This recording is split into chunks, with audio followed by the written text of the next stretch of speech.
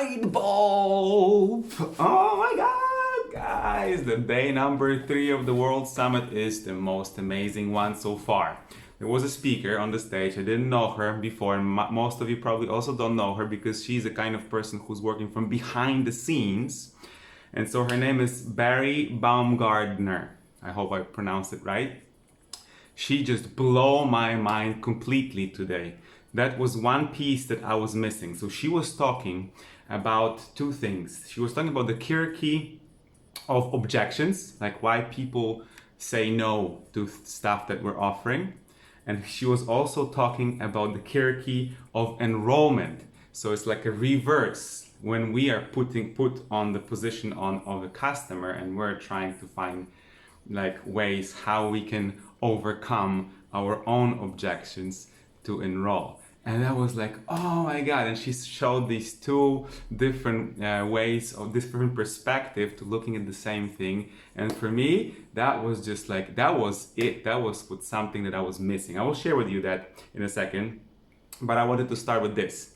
So she says, and then she says that all the people who are in the World Summit, and basically most of us would say commitment over convenience, right? Or impact over income. But then when it comes to, okay, here's the thing that will give you more impact and that will, give you all the benefits that you were after, and you're saying, I don't know, I have no time. I don't know, I have no money. I don't know, my partner is not really up to let me do it, or I don't know, I fear that it's not gonna work for me, and finally the fifth level of objection is self-doubt and the shame. But so I just showed you the 5, right? Time, money, spouse, fear, self-doubt, and shame.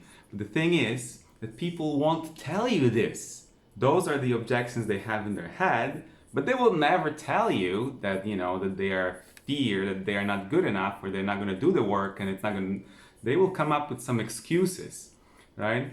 And it will throw you off because you will not really know what's happening, why they're not there, right? So you need to know these 5 levels of objections in order to respond to them in a certain way, right? But then reverse this whole thing. That was the hierarchy of objections, right? Now the hierarchy of enrollment. So now we're looking from a perspective of a buyer. I want to buy something, right? I want to do something, and what am I going through? Right? So first of all, I need to convince myself, right? I'm convincing me. So that's right, first level of let's say enrollment process. Then I have to convince my spouse or my partner, person who I live with, or who is the closest to me. Then I have to convince my inner circle, maybe my whole family, maybe my friends, maybe the people who work for my company or whatnot, like the close circle, right? Then I have to convince my bigger team, right? So maybe if I work in a school, I have to convince the whole school, right? Or whatnot, right? Maybe bigger business, whatever that is, like a bigger team, right? Then finally, the last point is convincing your tribe. So maybe like your followers, you're asking your followers what they think, your group members, right, on Facebook or whatever else social media you use. And then when you have all these confirmations on all these levels, from the spouse, from the inner circle, from the team, from the tribe, then you are ready and you will do it, right? Because you already had confirmation. But the thing is, it takes one step at a time. Convince yourself first, because nobody else will convince you to do it better than yourself. So you go through these all different objections, or you try to think for yourself. Okay, if I have to convince my spouse, or if I have to convince my team, what I would tell them, how I would convince them that this is the most amazing thing. And then you come prepared, and only then you go and ask these other people for permission. But it's just you will ask for permission, but you will already be convinced that you are 100% committed to that, right? So with that, she just finished with a big bang at the end, and she said, how to get results. What are the 3 things that will give you result? Full immersion, repetition, and modeling. Immersion, repetition, modeling. These are the 3 things she said. So if you really want to do something, you have to commit 100%, immerse yourself into this. So you're just thinking about this, right? Laser focus. I know what my goal is. I know what I want. I know where I want to go. I will do this, right? And there's no distractions, no shiny objects. Vroom, immersion, right? That's one thing. Second thing, repetition. It's not gonna work right away, right? You have to like keep on going, keep on attacking from different angles, right? This doesn't work, you do something else. Something else doesn't work, you do something else. Just make sure that you're repeating the process, but at the same time measure the progress. Right? If something works, do more of that. Something doesn't work, don't do it anymore. Right? It's Albert Einstein who said that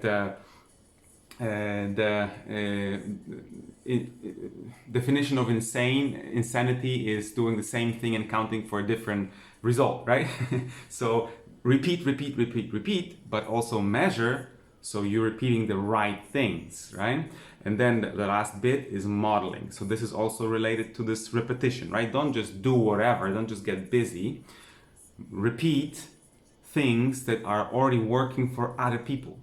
Repeat things that are working for the role models, for people who are already there, who are where you want to be, right? So you go and find these people, and those people don't have to be masters, but those people have to have a master, right? So don't go and just find whoever who is just like figuring stuff out. Go and find a person. If you can't afford the master, go and find a person who is following the master that you would want to follow, right? So you find yourself a master, let's say that's Dean Graziosi or Tony Robbins or whoever else, and you can't, for example, afford stuff that they're giving you, then find a person who is following these people and you follow that person. That's as simple as that, right? And that means that you are still a disciple of Tony Robbins and Dean Graziosi because you are following their method, not the method of somebody who just came up and from nowhere and then come up with the new ideas, right? So that's it, guys. After that, if you do this, you can do anything. You can turn your dreams into reality in no time. And so remember that you are meant for more. Just remember that you are meant for more. You are meant for more. And one more thing that I wanted to tell you is a quote from Wayne Gretzky. You will miss 100% of shots that you never took. Think about it. What's your next move?